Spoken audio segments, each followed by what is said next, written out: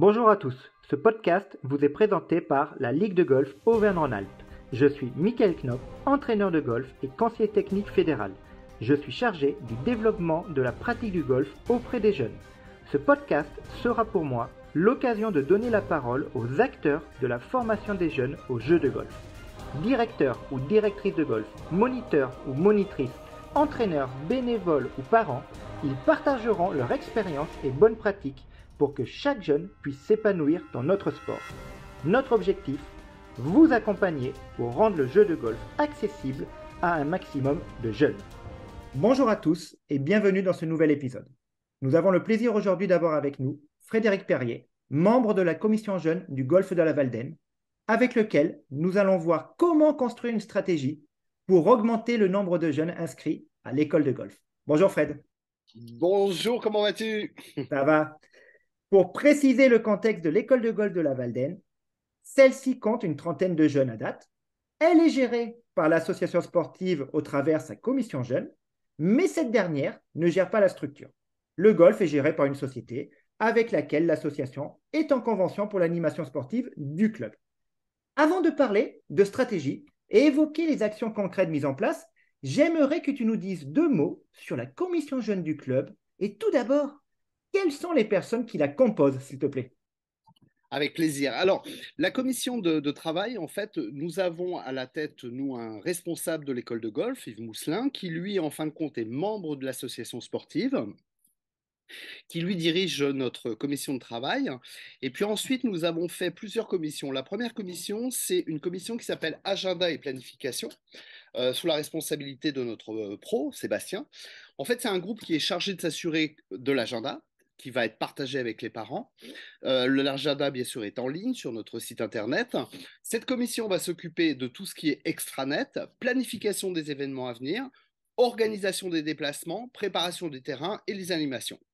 Donc, dans cette commission, eh bien, nous avons 4 personnes qui nous suivent sur cette commission. C'est une commission qui travaille principalement sur des réunions en Zoom. Ensuite, nous avons une deuxième commission qui va recevoir, elle, les informations de la commission agenda et planification. C'est-à-dire, c'est la commission communication. Le responsable, c'est moi-même.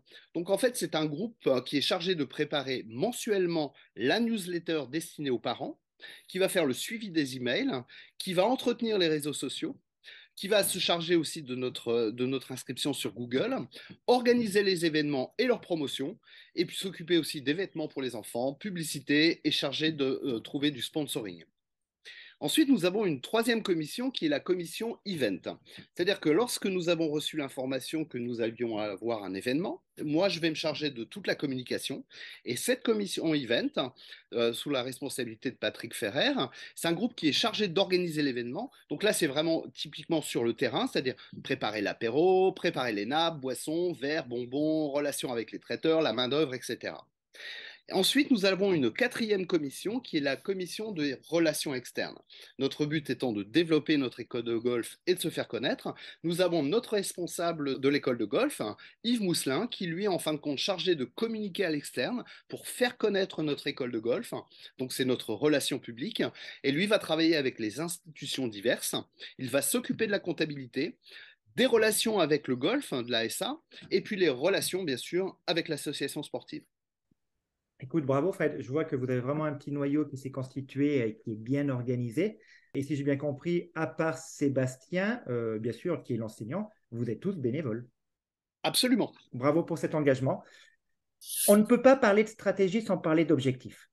Donc, peux-tu nous dire quel est l'objectif en nombre d'inscrits à l'issue de la rentrée de septembre? On s'est fixé l'objectif actuellement, donc nous avons une trentaine d'enfants. Notre objectif, c'est d'obtenir le chiffre de 50. Ça, c'est l'objectif que nous nous sommes fixés. Alors, cela veut dire qu'il y a minimum 20 nouveaux jeunes à recruter, en espérant bien sûr que la majorité des inscrits de cette année renouvellent. Absolument. Là, on va faire un travail sur la rétention. Absolument. Et à date, là, comme ça, on est presque au mois de juin. Est-ce que la commission a une idée du nombre de jeunes qui vont arrêter l'école de golf? Alors, nous n'avons encore pas les chiffres. En revanche, nous avons prévu, nous, la réunion. Et là, c'est véritablement, c'est pas la fête de l'école, c'est une réunion avec les parents. Nous les avons sollicités par un formulaire Google où on a demandé aux parents leur disponibilité. Et là, nous allons faire une réunion, d'une part, évidemment, pour faire un peu le point de l'année qui s'est écoulée, d'écouter aussi leurs remarques et leurs suggestions. Et puis, on va en profiter effectivement pour renouveler le plus rapidement possible les inscriptions de nos enfants. Bravo, très bonne initiative. Je te posais la question parce que chaque année, on compte entre 20 et 25% des jeunes qui arrêtent le golf. Alors, soit par leur âge, car ils ne sont plus justement en âge de s'inscrire à l'école de golf, soit pour des raisons scolaires ou familiales, et malheureusement également par des affections pour l'activité golf, due à un manque de plaisir ou plus de plaisir dans une autre activité.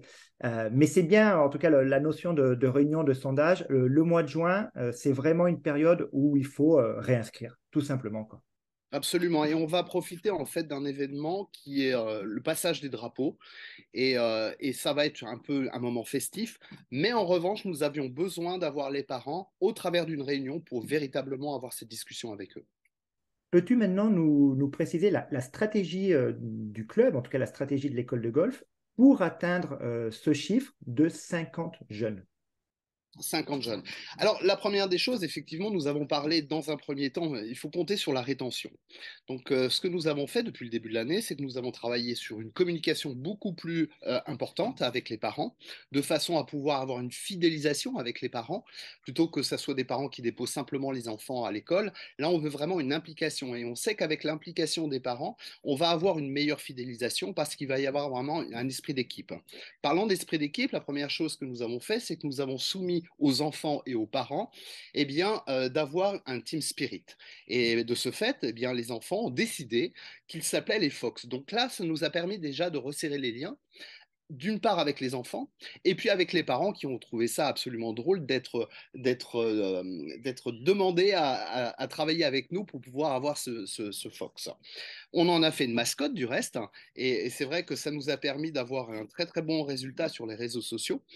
Et donc, ça, c'est vraiment la première des choses, la rétention. Ensuite, pour pouvoir développer des enfants supplémentaires, eh bien, on a profité tout simplement d'un événement que nous avions organisé qui était en fin de compte les enfants reçoivent les parents. Et donc, ça, c'était un moment magique parce que ça a permis justement d'avoir un très bel échange entre les enfants et les parents et avec les pros. Et on a beaucoup de parents qui sont non golfeurs. Ils ont eu l'occasion de pouvoir recevoir une initiation gratuite et c'était très drôle de voir les enfants inspirer les parents à jouer au golf. Mais nous en avions profité aussi pour recevoir les institutions de notre commune. Nous sommes à Montboucher-sur-Jabron. Donc, nous avions invité les chargés de communication de la mairie qui se sont joints à nous pour cet événement. Et donc, ils ont découvert ce qu'était l'ambiance du golf, ils ont découvert les enfants, les parents, cette communauté sympathique. Et du reste, ces deux personnes qui sont venues de la commune ont reçu eux aussi une initiation de golf et sont repartis totalement enchantés parce qu'on leur a expliqué effectivement que nous avions beaucoup de projets pour cette école de golf et qu'on voulait vraiment travailler avec les écoles en général. Et quelques jours après, bien sûr que nous avons eu un retour, un feedback fantastique parce que nous avons déjà l'école d'à côté avec sept classes différentes qui veulent se joindre à nous pour participer à une initiation scolaire. Alors là, je trouve ça fantastique d'avoir invité les chargés de communication de la commune, parce qu'on sait très bien qu'une des difficultés qu'ont beaucoup d'écoles de golf, mais même beaucoup de clubs, c'est justement de gagner en visibilité et de pouvoir utiliser les canaux de communication locaux, je dirais. Ben bravo. Et donc, la demande des écoles, c'est de réaliser des initiations avant le 7 juillet.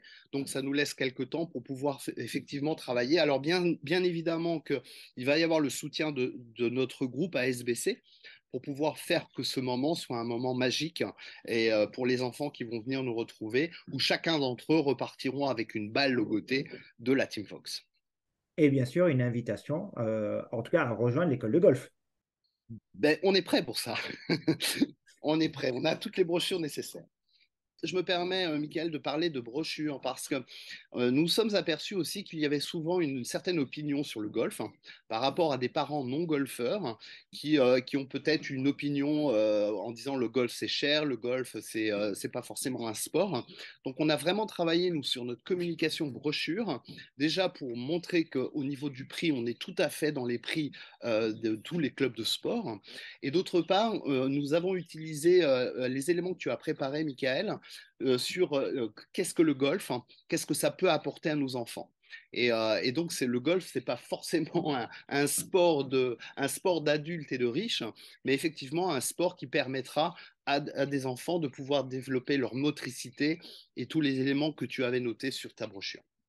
Mais je pense qu'il y a un enjeu de convaincre les parents et le fait d'avoir déjà cet outil, ce support de communication, c'est indispensable pour aller prospecter. Et donc, moi, ce que je te propose, c'est que tu nous parles des actions de prospection, c'est-à-dire celles où vous allez chercher les nouveaux jeunes, ceux qui aujourd'hui n'ont pas encore mis un pied au golfe de la Valdaine. Alors, la première des choses pour aller chercher de nouveaux jeunes, c'est comme on expliquait, c'est au travers des initiations que nous allons mettre en place par les écoles. Et puis, nous allons encore pas réaliser les forums d'association. On est en train de travailler dessus. Où là, nous avons bien sûr toute une gamme de brochures qui vont être à disposition. Nous avons commandé un dérouleur avec un QR code. Où là, on peut flasher le QR code. Et là, automatiquement, on va se retrouver sur une page pour pouvoir s'inscrire, pour pouvoir découvrir le golf directement chez nous. Ensuite, nous avons mis un autre outil qui est important, je pense, pour pouvoir avoir des nouveaux enfants. Eh bien, c'est que lorsque nous avons rencontré les écoles, nous avons fait une campagne publicitaire sur Fête ton anniversaire au golf. Et alors, c'est vrai qu'on avait au départ pensé que c'était intéressant de le faire pour nos membres, nos 30 enfants qui ont facilement 5-6 copains qui peuvent amener pour découvrir le golf. Nous nous sommes dit qu'il était judicieux, au travers d'un golf qui est absolument magnifique et qui est en proximité de notre commune, de pouvoir donner dans les écoles et remettre aux parents, et c'est ce qui a été fait par les maîtres d'école, eh bien un petit flyer, fête ton anniversaire au golf. C'est totalement gratuit. Les enfants vont pouvoir venir passer un bon moment pour fêter leur anniversaire. On se met en rapport avec les parents pour qu'ils préparent gâteaux, et etc., etc. C'est gratuit. Et tous les enfants qui vont venir vont être pris en charge par les ASBC. Et puis, on va fêter l'anniversaire. Et chaque enfant qui sera venu va pouvoir recevoir un bon pour une initiation gratuite. Génial. Tu me rassures quand même que les enfants inscrits à l'école de golf peuvent aussi fêter leur anniversaire au golf. Bien évidemment, bien évidemment. Et du reste, sur la newsletter que nous avons chaque mois, eh bien, on n'oublie pas de féliciter et en tout cas de reconnaître les anniversaires de nos enfants. Génial. Tu as évoqué le forum des associations. Donc là, je tiens vraiment à rappeler que c'est un vrai enjeu. Vous l'avez compris, ça, je l'entends dans tes explications, mais de visibilité au niveau de l'offre de loisirs, même je dirais sportive, mais de loisirs local. Et c'est vrai que si l'activité golf n'est pas au forum des associations, je pense qu'il ne faut pas s'étonner que pour beaucoup d'habitants, bah, en fait, ils ne savent même pas qu'il y a un golf dans la commune. Et j'ai eu l'occasion d'interviewer Jean-Pierre Thévenard du Golfe des Alpes. Et là, typiquement, il y a d'autres exemples, mais l'année passée, en faisant le forum des associations, en ayant une communication avec la présence des jeunes, en organisant des jeux, ils ont récupéré 15 jeunes. Donc, ça fait aussi partie des actions qui fonctionnent. Et il ne faut pas hésiter à y aller, mais il faut y aller armé. Très bien, Michael. Nous arrivons bientôt à la fin de cet épisode, mais avant de nous quitter, je vous rappelle que de nombreuses ressources pour développer l'école de golf sont disponibles sur galaxygolf.fr. Vous y trouverez notamment un guide de bonnes pratiques afin d'anticiper la rentrée de votre école de golf et réussir les actions de prospection suivantes. Invite tes potes, on n'en a pas parlé, mais ça fait partie des actions qui fonctionnent. Également, vous aurez des bonnes pratiques dans ce guide sur le forum des associations et sur les initiations gratuites. Pour conclure ce podcast, je vous invite à consulter et à suivre la page Facebook La Team Fox La Valdaine, car vous y trouverez plein de bonnes pratiques et d'idées pour animer votre école de golf. Et en plus, vous trouverez des photos du renard Fox, la mascotte de l'école de golf de la Valdaine, et je ne vous dirai pas qui se cachait sous le costume. Merci Fred pour ce partage d'expérience. Merci, Michael. Merci à toi. Et à bientôt pour un prochain épisode. Retrouvez l'ensemble de nos podcasts, ainsi que d'autres ressources pour développer et accompagner la pratique du golf auprès des jeunes sur galaxygolf.fr, la plateforme dédiée aux écoles de golf de la Ligora.